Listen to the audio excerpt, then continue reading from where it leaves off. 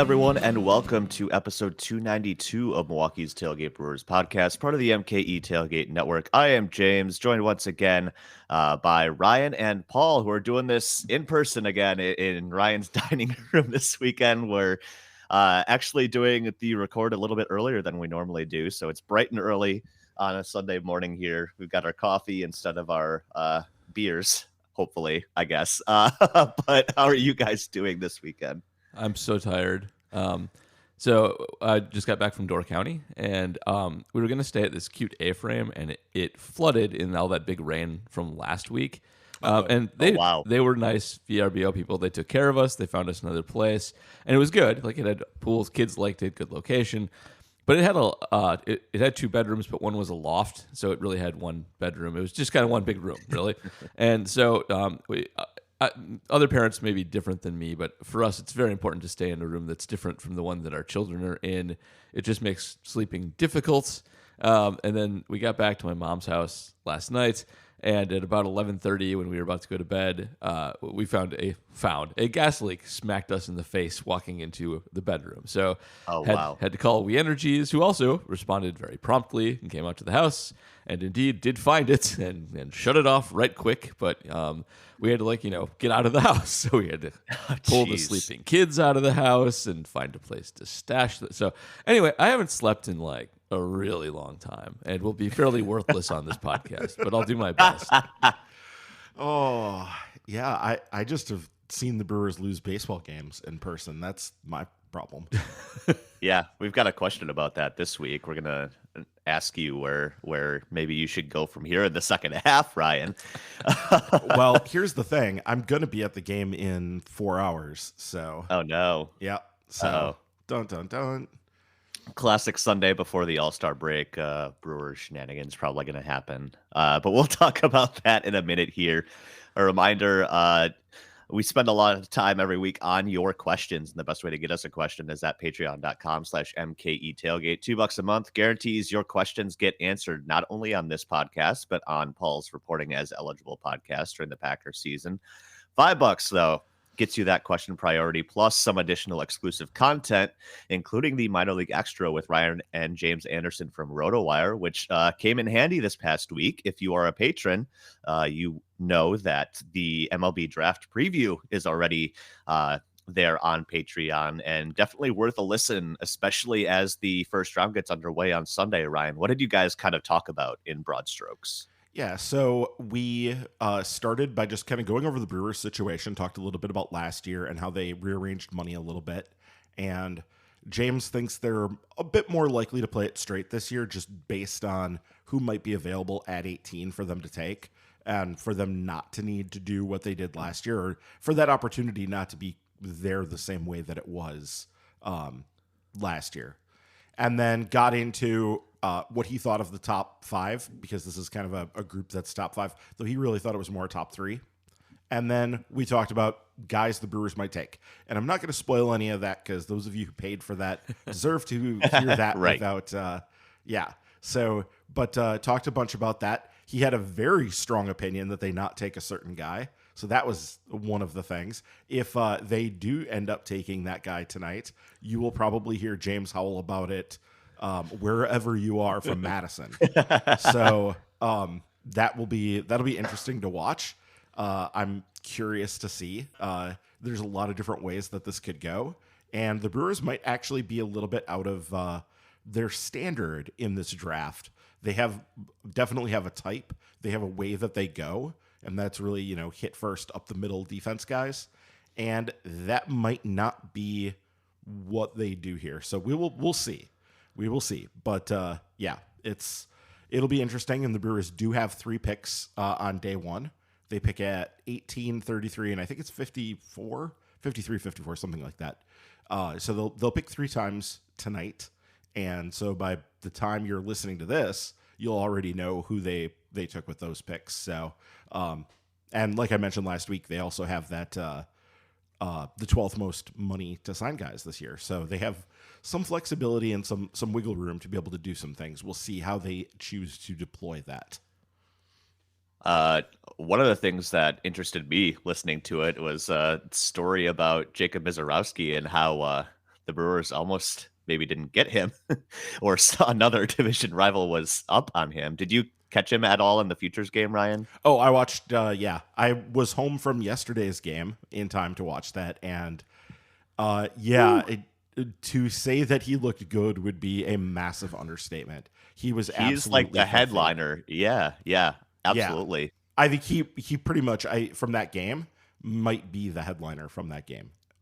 He just opened a lot of eyes, and man, his stuff is just so good. Those hitters looked completely overwhelmed and overpowered. And it did kind of get me thinking that, like, it would be pushing it to see him in the majors this year.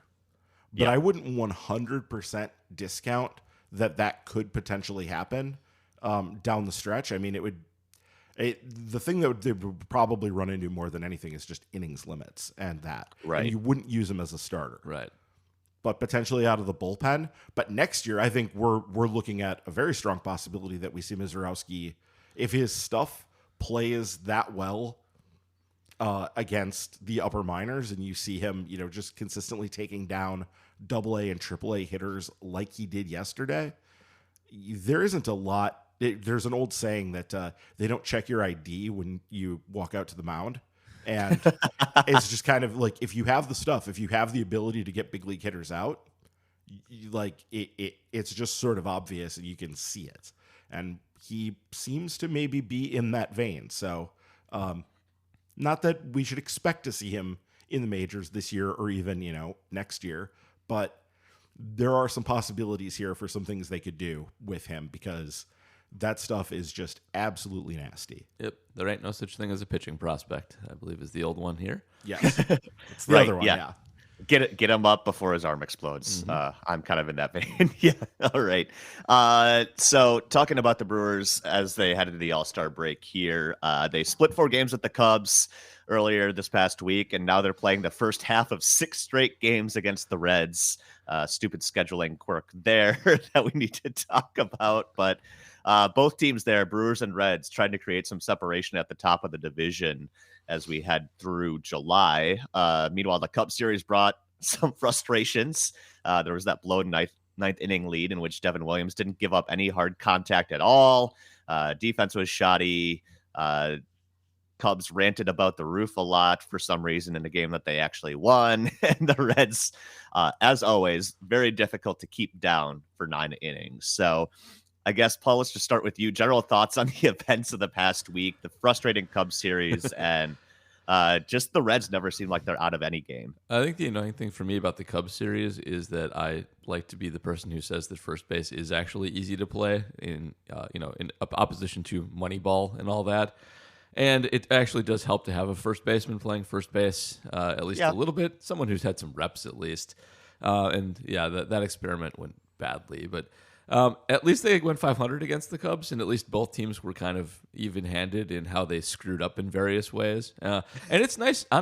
I've been kind of getting soft on the Cubs over the last couple of years during their little rebuild they've had going on here. It's all that time you're spending with JR. It probably is, yeah. Too much JR time.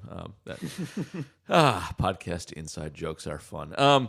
But I like that they complained about the roof. It was very LaRussian, and it's nice to have them being annoying people again. And also, I don't know, it must be a Twitter meltdown thing, but Bleacher Nation started coming on my feed again for some reason, which just will make you instantly angry about the Cubs for no reason whatsoever. So it's good they got out of there with a split, because it was a lot of nonsense going on, and they were, they ran into their bullpen tiredness a little bit and their defense not being optimally aligned. That could have gone a lot worse, honestly, with just the way things kind of spiraled there. So that's fine.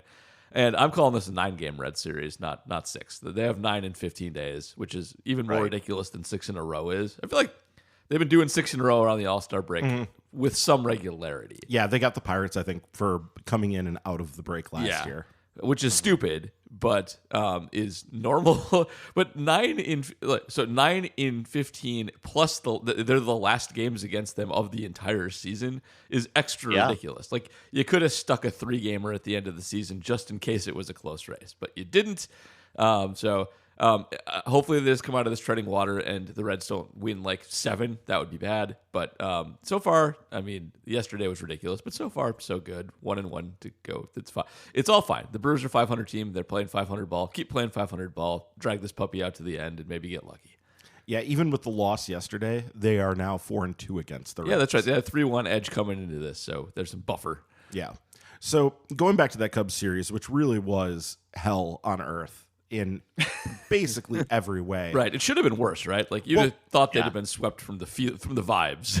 So the thing is, it's also like they could have swept that series. They also could have very easily been swept. Yep. And I think both fan bases feel hard done by a 2-2 split. Both fan bases feel like they should have been better than that in that series. It was nice to get the can't come back from deficits monkey off the back on Monday, and then again on Tuesday. That's came true. Back Yeah. a 6-run deficit. 6 run was good on Tuesday or on Monday, and then a 4-run deficit on Tuesday. They just couldn't finish the job there.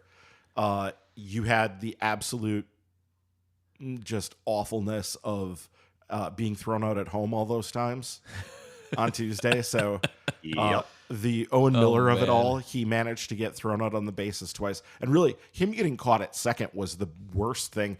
Worse than anything Jason Lane did there. Him getting caught at second base to end the 10th inning when he stopped and didn't run it out. He should have been standing on second base with 2 outs, and they should have had another chance to potentially win that game. But he got Toot Bland like one of the classic Toot Blands. Yeah. So there was that stupidity. And then you had the Devin Williams blowing the lead on Wednesday on, you're right. It was just, there was no hard contact there. I was so mad. Dribblers and bad defense and finding the hole. Yeah. One of the lessons of that series, especially, and that blown save in particular, is that they cannot mess around with the one thing they're really good at. Like they can't, like the Brewers in the recent past have been fine messing around with run prevention, putting Mike Moustakas at second base, doing wacky crap to get bats in the lineup, and they need bats in the lineup.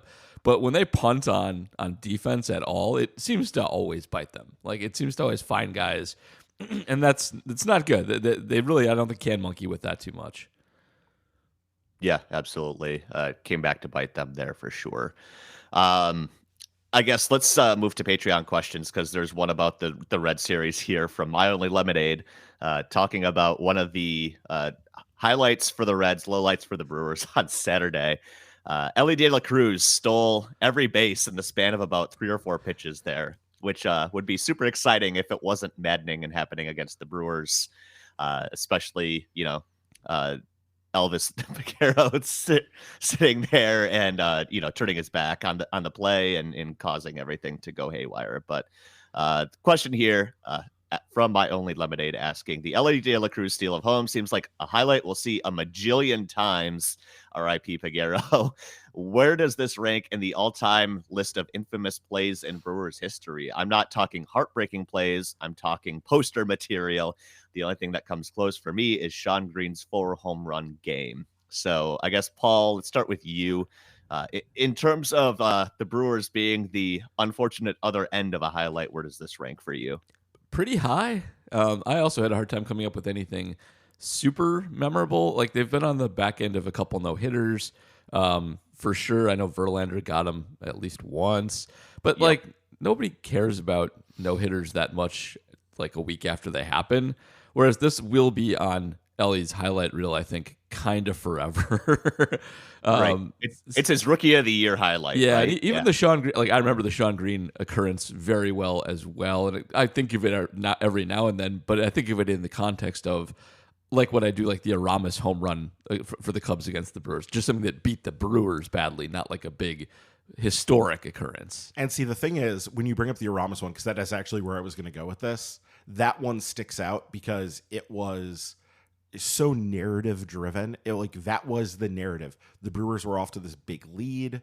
Aramis hits that home run, and that is in June of 2007 at Wrigley. Mm-hmm. The Brewers were up, I think, 5-0 in that game. The Cubs end up coming back to win it, and it was the beginning of them or not necessarily the beginning, but it was a major signpost in the fact that they were going to fade and that the Cubs were ascendant. And you know what? That it's either 2007 or 2008. I can't remember exactly, but I remember 2007, I think. Yeah, I remember the year ball before falling into the basket and it just being super, super annoying. So the thing about this is there's going to be all this talk, and all I saw yesterday on my timeline, which made me insane, was all this Ellie's so electric stuff and whatever. Yes, it was a very heads up play, and Ellie is a good player, and that was like a super smart play for him to do it. But more than anything, that was a colossal, I'm just gonna say it, fuck up on the part of Peguero, and it didn't even start with him ignoring Ellie on third base. There, it doesn't even start there. It starts in Ellie's at bat when he gets him down 0-2, and then proceeds to throw him like 3 straight strikes that he fouls the first 2 off, and then gets a hit on the third one with the runner at third. That was the stupid part of the whole thing. Like, it's a tie game. You have a runner on third, 2 outs, and 2 bases open. And you have Ellie down 0-2. What in every hell is he doing throwing him a strike there? That makes absolutely no sense. It's just standard at that point. And it was like he was trying to like be the bigger man and show that he could get Ellie out. It was this bizarre thing where I'm sitting there going, how are you throwing him strikes? And he does it again. And then he does it again. And I'm going, am I insane? What's going on here? And then when he does get the hit and then starts stealing all those bases, he ignores him when he's on third. And Isnark pointed out that like Brian Anderson could have done a better job coming over, but it was in between both the batter who had just gotten the hit, and it was in between 2 left-handed batters. So Anderson is playing well off of third base because it's a left-handed batter. So I don't think that's like, yeah, it might have helped it, but all Peguero had to do was turn around when everybody in the stadium was screaming. All he had to do was turn around and like either Ellie's out at home in an embarrassing play for him, or he never even runs. Like, that's all he had to do, and he just was like, I don't know. He completely flaked on the situation. Yeah, spaced out. Yeah, he just completely spaced. And they had lost they had fallen behind on the hit. Right. It wasn't like Ellie's run was the second run in that sequence. Yes. It was to go up 2 as opposed to being up 1. So the real thing here is Peguero's impossible to understand decision-making on the fact he was throwing Ellie De La Cruz strikes. There's just no reason for it. No, there's not much to add to that. It's a bad sequence all around. People not being where they're supposed to be, not checking your runner who has 100 sprint speed. Right? Yeah, you want to do that once in a while, whether it's Ellie or somebody else with 100 sprint speed. That's just good sense. So yeah, but it doesn't matter. It's history now, and Elvis is going to be the guy getting dunked on by Jordan every time that comes up for the rest of his career. So yeah, that's how that's going to go. Peguero is. Sorry. Yeah. Peguero's been very good this year.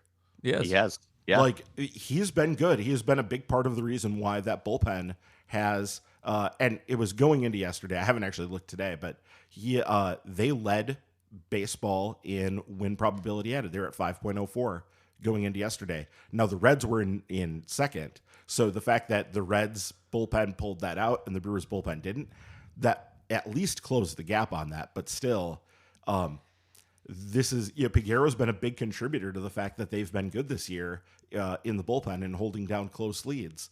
But that was just an inexcusable lapse where I don't know what the hell he was thinking. It's incredible.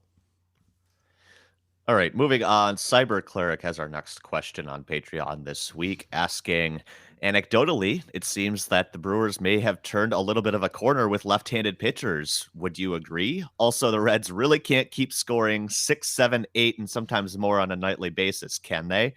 the pitching has got to catch up with them at some point, right? So we kind of saw that on Saturday too. Weaver giving up a bunch of home runs there to Willie Adames specifically, almost gave up 3, and the Reds were still able to come back. So I guess, Paul, can they keep this up at this pace? They can. Their strength of that team is the offense. It's a really good offense, and when they win games, it's because they do score that many runs. Their pitching, especially the starting pitching, isn't very good. The fact that the Reds are good at all is because they're able to bang up a whole bunch of runs, and they're never out of any game. So, yeah, this can keep happening. We should not assume there's any regression happening there. The Reds, to beat them, you need to control that offense with your own good pitching, and it's not an easy thing to do. So, this is how they're built, and that is what you should expect when you play them. Especially when we eventually end up in Cincinnati in the teeny tiny park. It's really, really hard to keep them down there. Yeah, I mean, they're not going to be this good for the rest of the year because they've been absolutely just pummeling teams night in, night out for about 2-3 weeks here.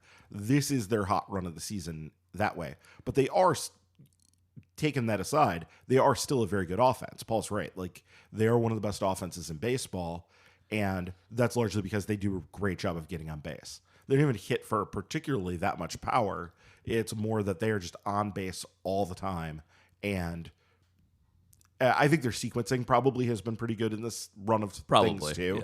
Yeah. It kind of would have to be because they aren't a big power hitting team. Like, they're fine, but they're not. That's definitely not a calling card of theirs. The main thing is they just do an incredible job of getting on base. So, going back to Moneyball 1.0, like, that is the thing to do. So, taking a step back to the other part of this question, it's not just anecdotally. At this point, the Brewers have just about closed the gap on their difference between right-handed pitching and left-handed pitching. Their season line at this point against right-handed pitching is 233, 314, 381, and that's a 695 OPS. And against lefties, it's 229, so only 4 points lower there, 308, so 6 points lower on the on-base, and 373, so that would be 8 points lower on the slug for a 681 OPS. So a 14-point split in the OPSs, that's getting to be, to the point where it's almost negligible. Yeah. But that's still low. Obviously, being under 700 for OPS is not great. It's not as bad. I think people that of our age and our ilk who sort of got to know OPS based on the steroid era numbers kind of think of like 800 as like a line of competence, and that's definitely not the line sort of competence anymore. Being under 700 is not the sin. That used to be sort of an indication that like you sucked, and it's not that way anymore. The line has moved because people don't hit as well as they used to. If you're listening to this, you know that. Yeah. So Still kind of sucks. It's not good. I mean, I don't know team rank wise where they are in the league. I have my iPad, not my thing, where that ranks in the league in terms of OPS. It's got to be in the bottom 6 or 7 at least, though, I would think. I would think so. So it's not good, but the specific issue with left-handers, that's not so much the issue anymore. Now it's just like, it's just Hitting. not being great overall. Yes. Hey, man, you all wanted them to have the lefty numbers. They're mirror 25th, the by righty. the way. 25th Yeah. in OPS. 25th in OPS. Yep. So again, and that's what does that actually come out to be? It's like a 690 OPS? 692. 692. Yep. So a 692, and that shows you how heavily weighted it is towards right-handers because that's only 3 points lower than their OPS against right-handers, and 11 points higher than their OPS against lefties. Yeah. So Right. I would say that I would categorize it as sucking, though, because the only teams worse are the White Sox, Tigers, Royals, and A's, and that's not good. You want to be Yeah. better than some other teams besides those ones. So. yeah, it's all AL teams that aren't in contention. Yeah. Wait, they're behind Cleveland? They're exactly tied with Cleveland. I was going to say Cleveland is the weird one because Cleveland is like It's their evil twin over in the AL. Like Cleveland, basically anything you can say about Cleveland, you could also apply that right to Milwaukee, right down to like where they are in the standings. Right. All right. Let's talk All-Star stuff because we're heading into the All-Star break. And over the weekend, we got news that the Brewers have a second All-Star now, or at least a different All-Star that'll be in Seattle. So Devin Williams actually replaced on the NL roster. Not going to go. Thank God. But yeah, could probably use that extra break after how much he's been used lately. So the Brewers now sending Corbin Burns to Seattle as a replacement, I believe, for Spencer Strider. That I believe, if so, I'm remembering yes. correctly. Yeah, And that's because Strider just pitched yesterday. So correct. Yep. So he wasn't going to be able to pitch. So Burns, one of those pitchers added to the roster to replace a pitcher who won't be able to pitch. That leads us to Mark Podscarby's question here, asking Burns as an all-star over Yelich. When's the last time the Brewers actually had an all-star who most fans would say was undeserving? So I don't know, Paul, maybe you got to go back to the single representative years or something like that. But I know it was definitely kind of a head scratcher given, we've talked about Burns being closer to average than all-star quality this year, although he has kind of turned a corner the last couple of starts. I guess your impressions on that.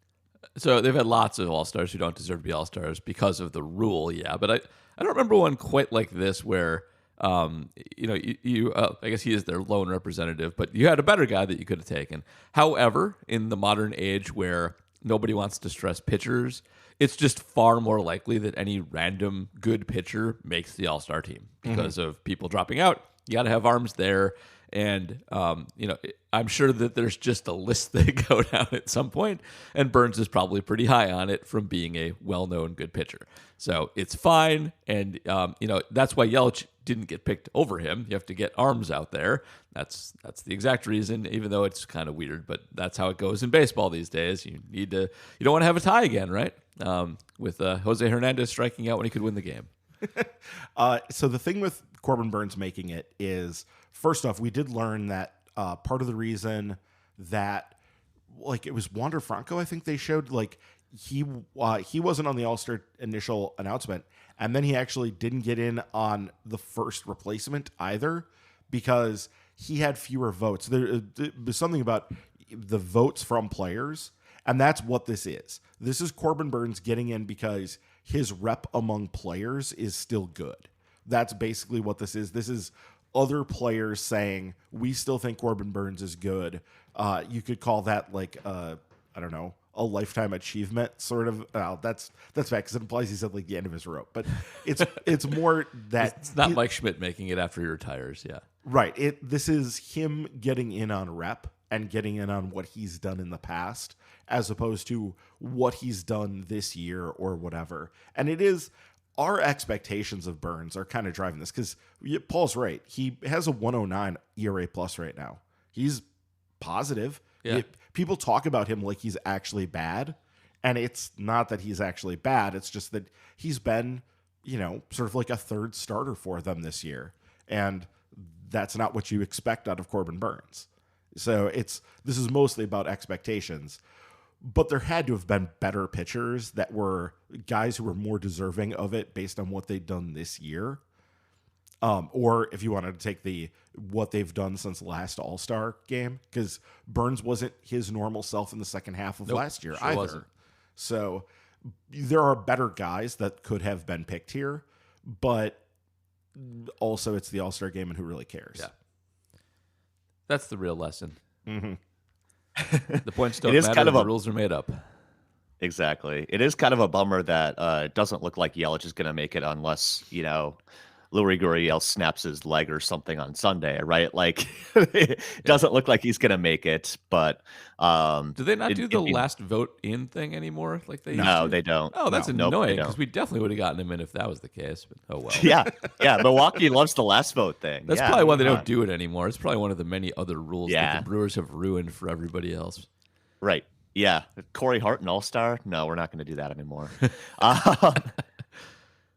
I don't know. I'm trying to look at the Warp leaderboard here to see if there are any other pitchers not on the roster. And admittedly, I don't know all like 48 pitchers on the roster now. So, but looking at the Warp leaderboard, Logan Webb's at the top. I believe he was in anyway. Mhm.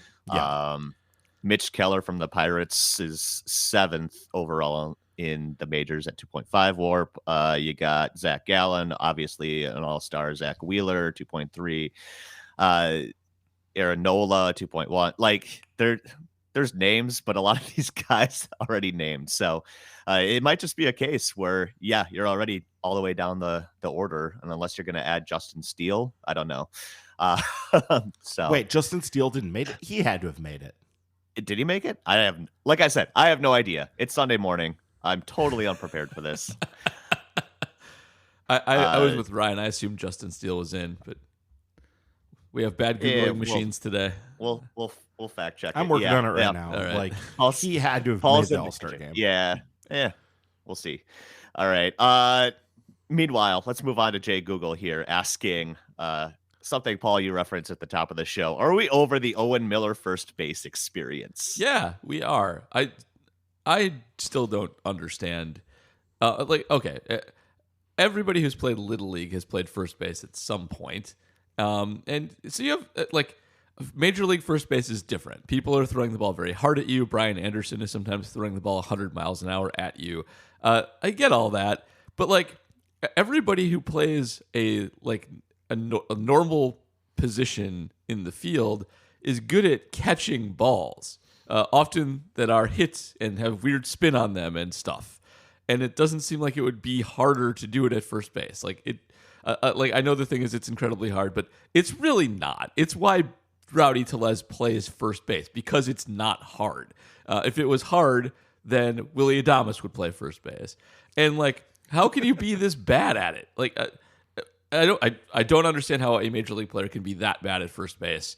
And like, I know Chris Davis was apparently a butcher at first base to the point where he couldn't play there too. So there's some guys who just don't have it. But aside from all that, how do you end up with Owen Miller over? Like, I know somebody's got to play it. He's on your bench, but like, catchers can play that usually pretty well because they're good at stabbing things that are in the dirt and stuff.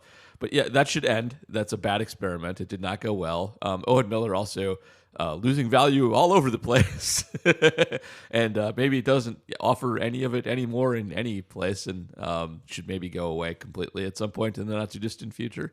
But yeah, they should stop that. Do something else. It really, really screwed them and cost them a game. Well, there's nothing wrong with Owen Miller as like a bench piece. The problem is that he's been pressed into service as a starter, especially a starter at first base, where he doesn't have the bat for it. His OPS for the season now is dropped under 100. Yeah, which we knew was coming. Is he a good bench piece? Because I think we may have played out the 3% exit velocity luck of Owen Miller at this point.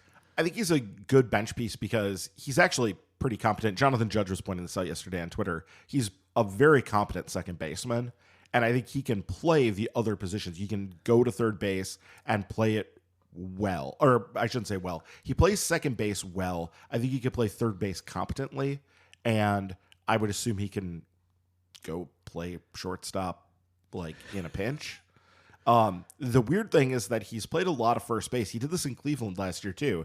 And somebody, was it James? Were you the one doing the Google search of Owen Miller first base and people screaming in Cleveland about why? It was not. No, Yeah. It wasn't me. Okay. But I know Tito had an affinity for Owen Miller as well. Yeah. Yes. And I mean, the reason that he's playing first base right now is because Rowdy is hurt, or whatever Rowdy is. Like, they're doing the thing they do. Fake IL, yes. Yeah, they're doing, the phantom thing, or just the like get your headset right so that you can come back and be good offensively and all of that.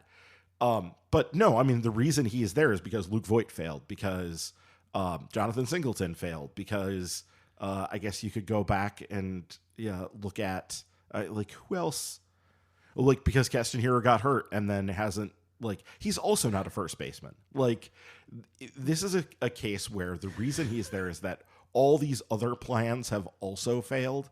Everything is going wrong on this front. And so you sort of have to like figure out how you're going to proceed with it. And I've seen a lot of people pointing to the idea that they just are done with Rowdy and they're just like sick of him. And I get it. And there's like an impulse to like cut your losses and just be done with a guy. But the problem is that I don't see how you're going to replace him with a guy who is actually better than him and offers the same upside that he does. You can cut your losses and say, well, we don't want Rowdy's 83 OPS plus out there anymore, or whatever it had fallen to, that we don't want that out there anymore. But you also have to look at, well, is the guy that you're getting actually likely to be good? Because Rowdy has good in his locker. We've seen good from him over the last couple of years. We know that he has that there. So the question is, like, do you want to just cut your losses on this and be done with him because you're sick of seeing him? Or do you actually have a plan? And I don't know what that plan would be. I've looked around. I don't see an obvious guy that they could go out and pick up unless something weird happened, like the Pirates deciding to sell, and then you go out and, like, bring in Carlos Santana. But, like, he's not even that good. Right. So I don't know what the alternatives are here, just because they've already kind of run through a lot of their alternatives. I wouldn't mind Hira getting another chance, but But he's not a first baseman. He's not good at defense. That is true. I mean, if you want somebody who can, like, pick baseballs and make plays over there, that's not Hira. I think Hira might be a shout for a different position, but we have another question on that, so I'll just wait.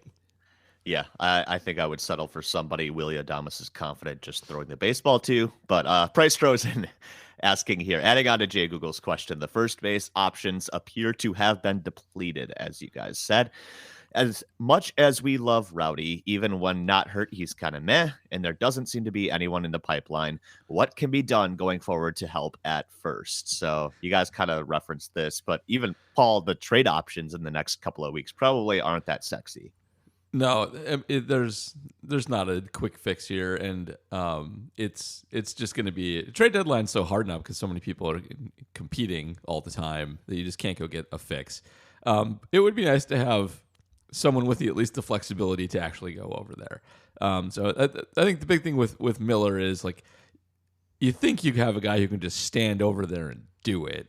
And not having that is kind of annoying. The lack of versatility at first base on the team is honestly kind of amazing, given that they do have guys that can play up the middle. And I guess it would be just embarrassing to have, like, Bryce Terang standing over at first base. So they probably won't do that. Although fun experiment for the defense. But yeah, there's not an obvious big thumper out there that they can go get that's necessarily better than Tellez is. If he were, in fact, on the trade block, someone would very likely come calling for him for a relief pitcher. So they probably are kind of stuck with what they have, or another utility guy that you can just stand over there, but that's kind of it. Yeah, you know what I forgot about? Darren Ruff and his lacerated knee.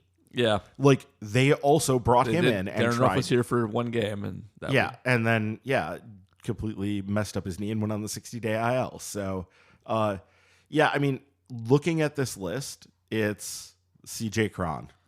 Like, and the Rockies are so bizarre, they'd never want to trade guys, even when they're, like, pending free agents. The Rockies don't generally trade guys because their owner has it in his mind that they're gonna, just got to get on a heater here. Just get on a big run, and they're gonna win it out. And, like, so they do all these incredibly stupid things, like holding on to the CJ Crons of the world. Though that is somewhat interesting. I don't even know. Has Cron been any good this year, though? He has not. Okay. I'm looking it up right. Not his normal CJ Cron self. He has a 723 OPS. His OBP is really down from what I expect out of Captain Walks over there. He's 249, 291, 432 slash line. So, like, that slugging is okay in a vacuum, but not really if you're playing for the Rockies. So, it'd probably be a minor improvement over what they've had, maybe. But maybe. Maybe, but he's not a sure thing, I would say. Although getting out of Colorado might perk you up a little bit too. Well, getting out of Colorado, though, hitting in Colorado is always good. So, like, his numbers are probably at least somewhat inflated by playing in Colorado. He's basically been Rowdy, actually. His last three OPS pluses are 129, 108, and 84. So that's pretty much we got that at home. That is basically Rowdy. Yeah, he is a right-handed version of that. And that isn't to say that like adding a guy like that could make sense, because what you're trying to get is somebody to go on a heater in the second half, right? Yeah. And you could potentially play Cron at a number of positions. If Rowdy were to get hot, you wouldn't need to like bench him. You would just slide one of them to DH. So you would there's lots of different ways this can go. Honestly, the fact that he's been bad probably makes him a little more likely to be traded by Colorado, because he's less likely to be part of a heater in the minds of their idiot owners. So there's that. It could be. Yeah, I mean, maybe we can hope for that. But then again, there's probably, if the Brewers are interested, if they see something in him, then there's like 5 other teams that are interested too. And because, like Paul said, everybody is interested in contending at this point. There's so many playoff spots.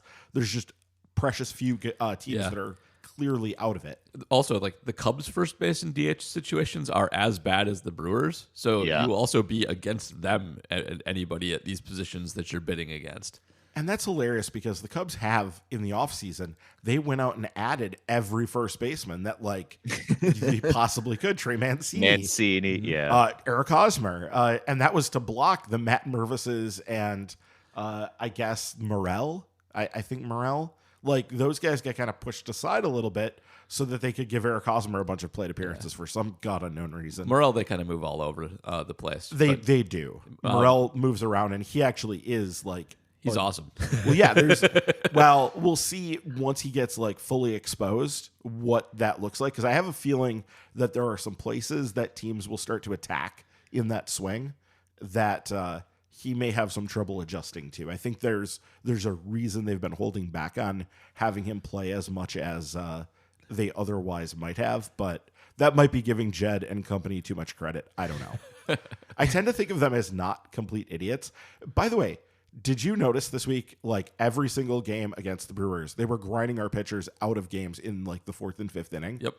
And it's amazing that even when the Cubs offense isn't good, they still, and this is basically since Jed and Theo got there in whatever it was, 2011, 2012, they just assemble offenses that will grind your pitchers to dust. Yeah, they do.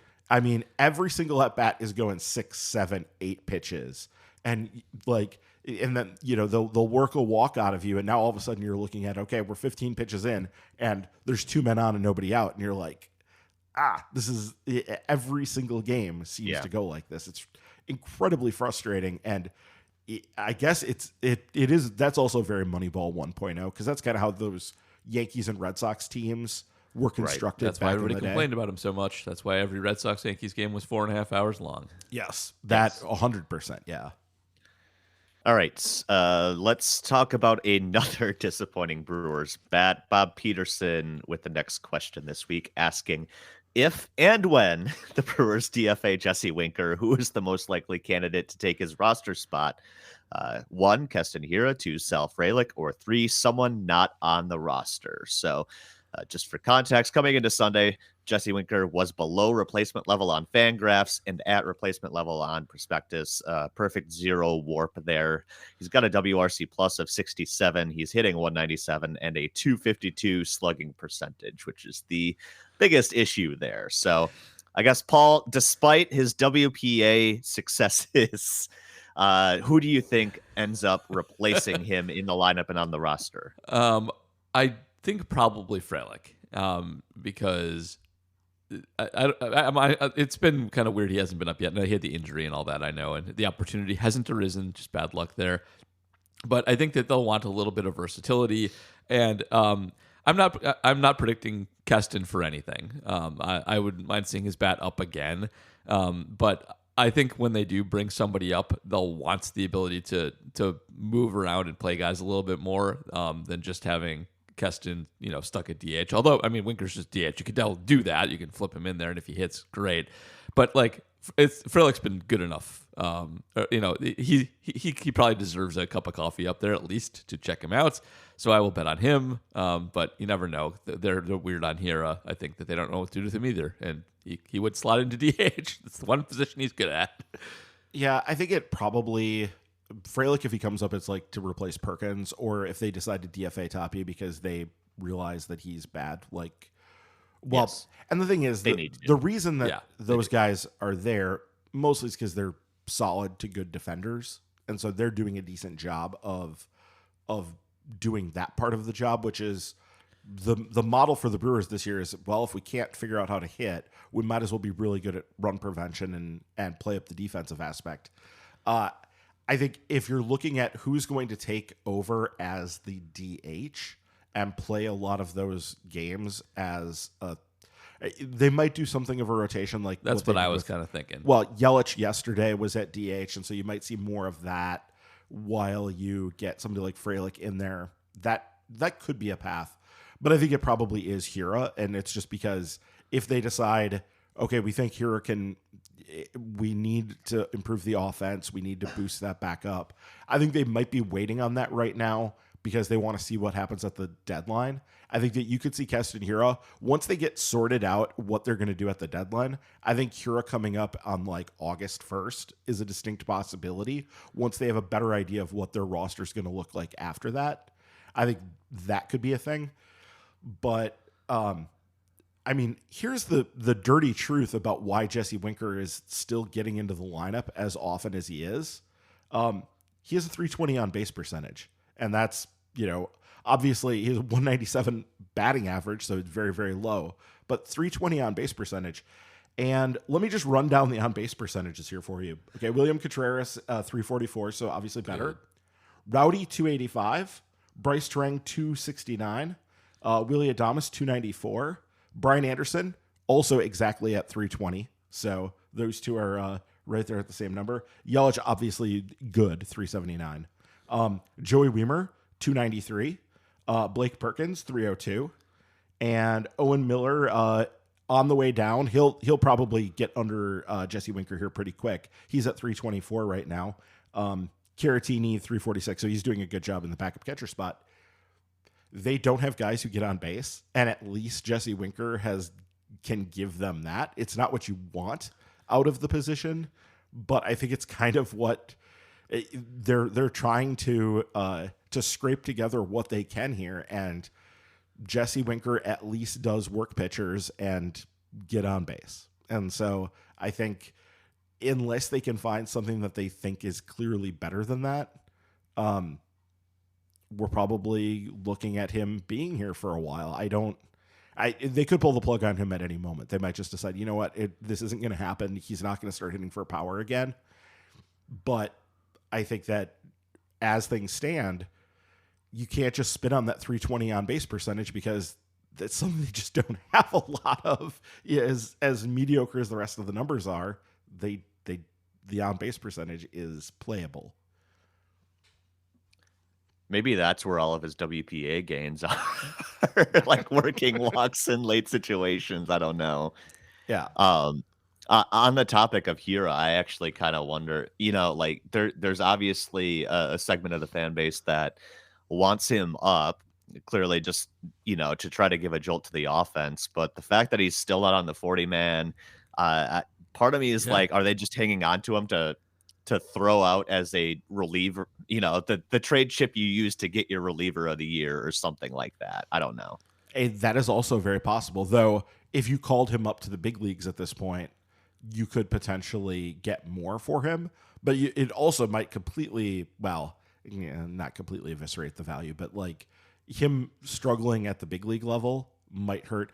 Also, it might make him more difficult to trade because if he's on the 40-man, whoever trades for him would need to have him on the 40-man as well. Whereas if they trade him, the team that trades for him doesn't necessarily have to put him on their 40-man right away. I don't believe. I'm not sure 100% on how those rules work, but I believe that would mean that he could be, stashed on off their 40-man as well. So, yeah. Yeah. That was kind of my thought too. Maybe he's got slightly more value, if you don't have to put him on the roster right away. But it just seems like they're keeping him off the roster for whatever reason. Sure does. Possibly for that. All right. Let's move to the next question here. Speaking of trades, Adam Post asking, Ryan, please make your case as to why MLB should allow the trading of draft picks. I agree with you. Okay, so this is a historical thing. You need to understand why MLB was loath to allow the trading of draft picks.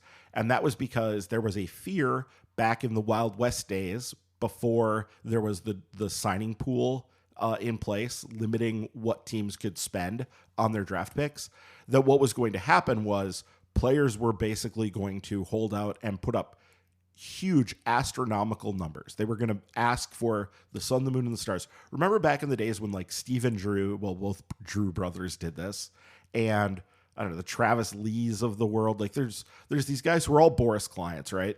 Who force their way to be taken well lower than what their talent would indicate that where they should have been taken by having huge signing bonus demands. And some team would swoop in, generally a big market team, would swoop in and give them that big signing bonus demand. And so the fear was that if you allow trading of picks, you just give players that much more power to basically force teams to start trading picks away, and that it would be another reason that player salaries would inflate, or sorry, signing bonuses would inflate. Well, it's been like 10 years now since the owners got their precious cost certainty on the bonus pool thing, where it's not exactly a set amount that you pay. Like in the NFL, my understanding is if you're this slot, you get drafted here, this is what you're going to get. And there's really nothing to even argue about anymore, right? For the most part, that's true. It's much more true in the first round. Second rounders have actually been getting more guaranteed. There's like stuff to fight about. Okay. But that's like there's not a lot of wiggle room. That's correct. Yeah. So the situation in baseball now is that with the bonus pool lock in the way it is, it's basically put a cap on what guys can get. Like this year, you have Dylan Cruz, who a lot of people have number one on their draft board in terms of talent, is asking for a $10 million bonus. And I mentioned this on the minor league extra. And so people think he might slip now to the second or third pick. He's not going to fall any further than that, but he might slip out of the number one spot because of his bonus demands. Well, that's pretty limited. There's not much you can do there. But the biggest reason why you would want to have the signing of or the trading of draft picks is it makes rebuilding.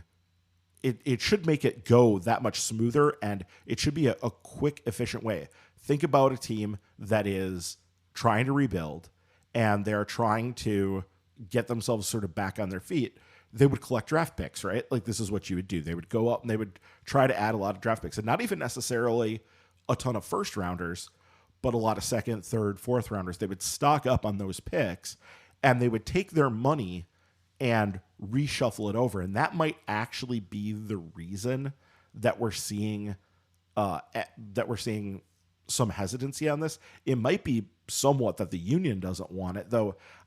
I think that with the bonus pools being what they are, that money is sort of going to be spent no matter what, right? Like that, if a team trades their second rounder to another team, well, the slot money would move with that. Right. That would have to happen for this to work. Yes, it would have to happen and work that way, that the slot money would move with it. So that should still mean that the slot money available for draft picks should be the same no matter what. It should be a zero-sum game that way. So yes. I don't even know why the union would necessarily object to it.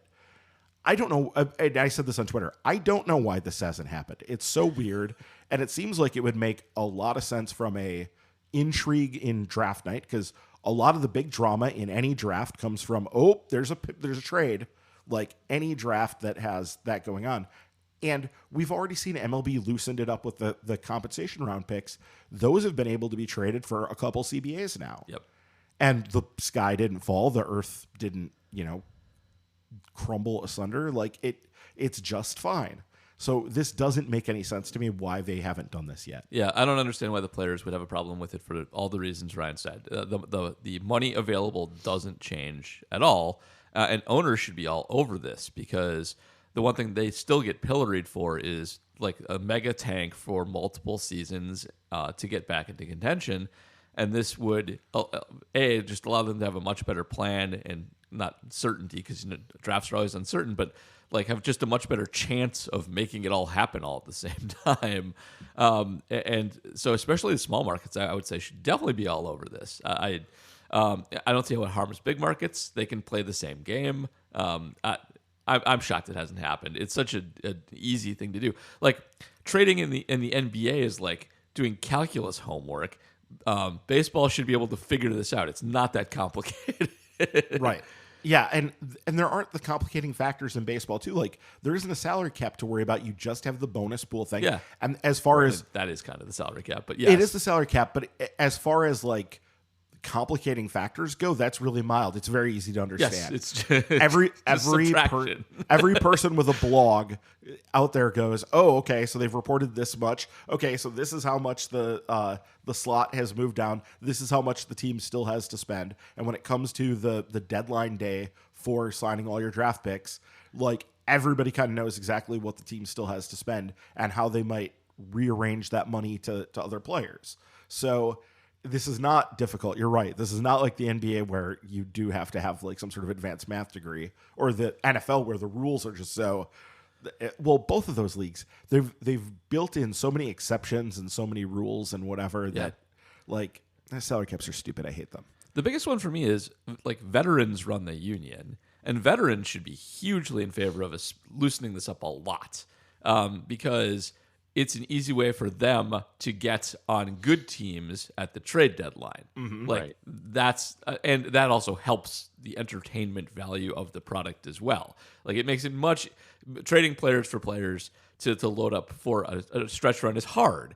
Trading players for draft picks is much easier and much more attractive and lucrative for the teams on the outside looking in as well. So like if you're looking to get that last gasp chance at a title, like this helps those veterans a lot as well. So who's against it? Like it doesn't make any sense. Yeah, the only thing I could think is that it may just be largely unnecessary because in the NFL, in the NBA, there isn't the equivalent of prospects the way there is in baseball. When you trade future wins in the NBA, you kind of have to trade draft picks, right? Like that's what you have to trade. Maybe you have some young player who hasn't shown much yet, but that's even like that's pretty speculative, right? Like there, not an NBA guy, but NBA trades you got to match salary for salary with some exceptions too. So you're always throwing in contracts and players no matter what. No, that I understand. I'm just saying that like the fact that baseball has prospects in a way that the NFL and NBA don't really have prospects the same way.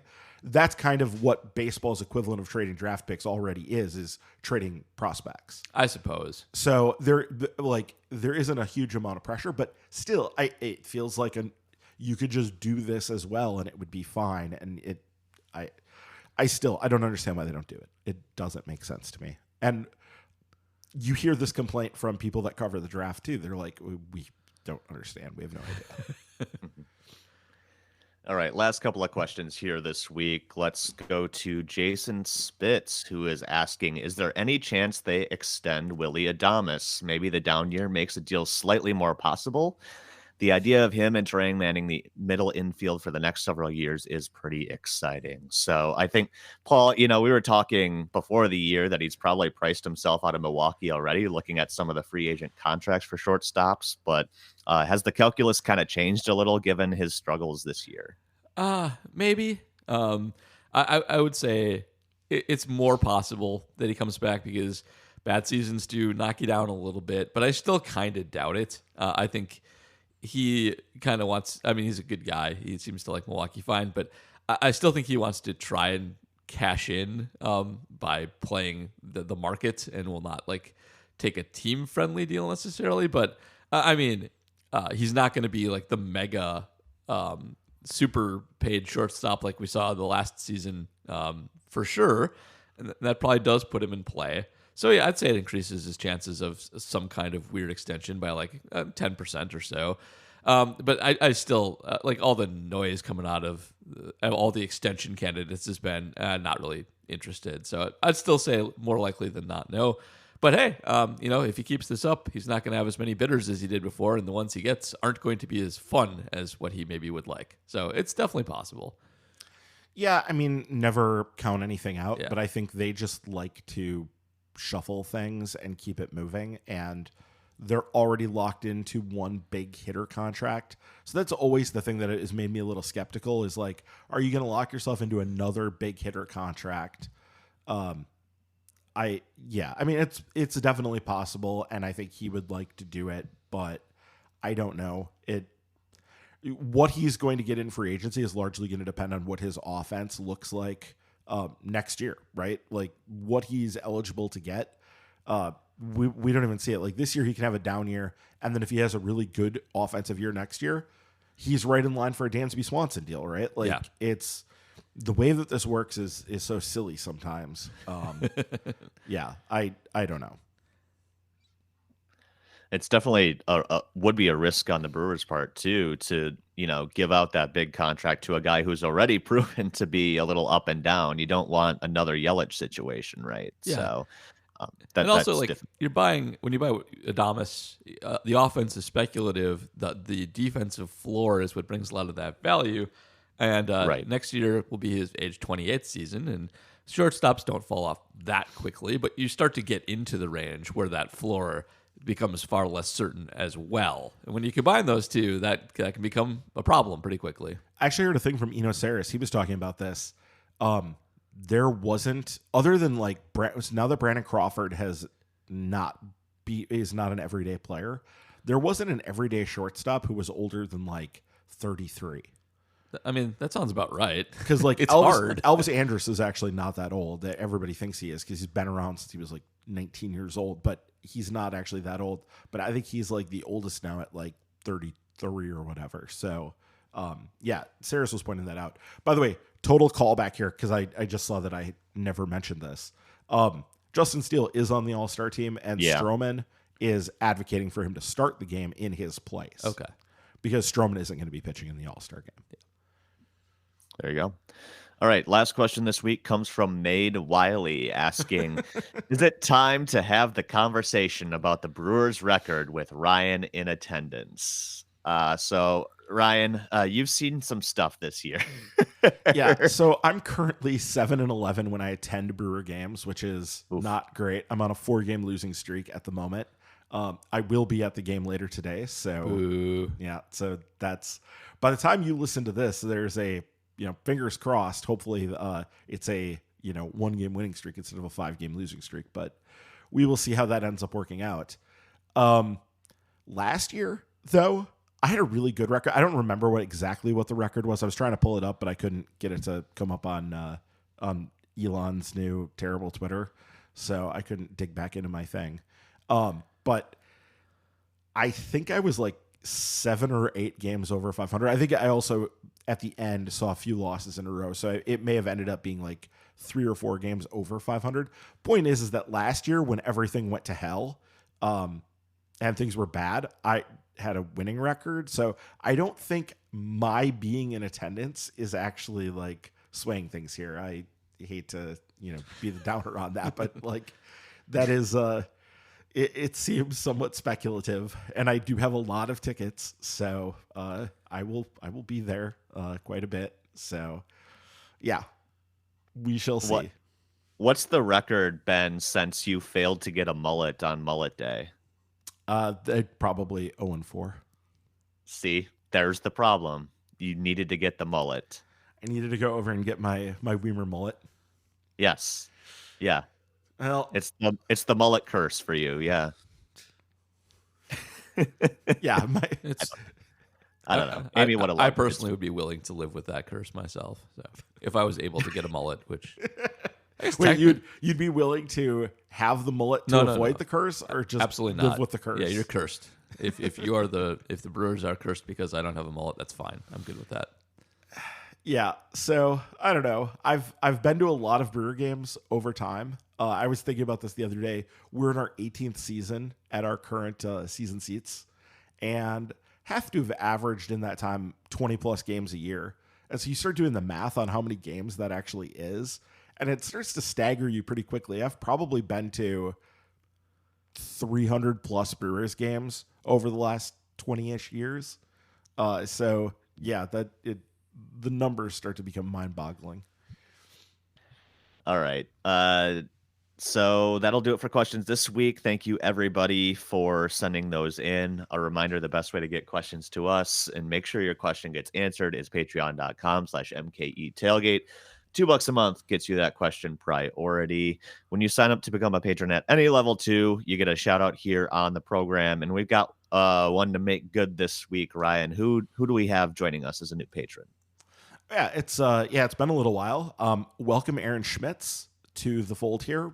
We definitely appreciate it. And Aaron is now eligible, and I don't know, he maybe has already even listened to the minor league extra. He went and jumped in ahead of the minor league extra, and usually those minor league extras will boost things a little bit. We'll see a push of at least a person or two. So even if you're listening to this after the draft, you can still go back and listen to what James said and see how it matches up with what he said, with what actually happened. So even if you miss that, and then we will be doing another minor league extra in a few weeks. It's probably going to be more towards the end of July, but we're definitely going to do a draft wrap episode once we have that all in the books and have a feel for, what happened there. So be on the lookout for that as well.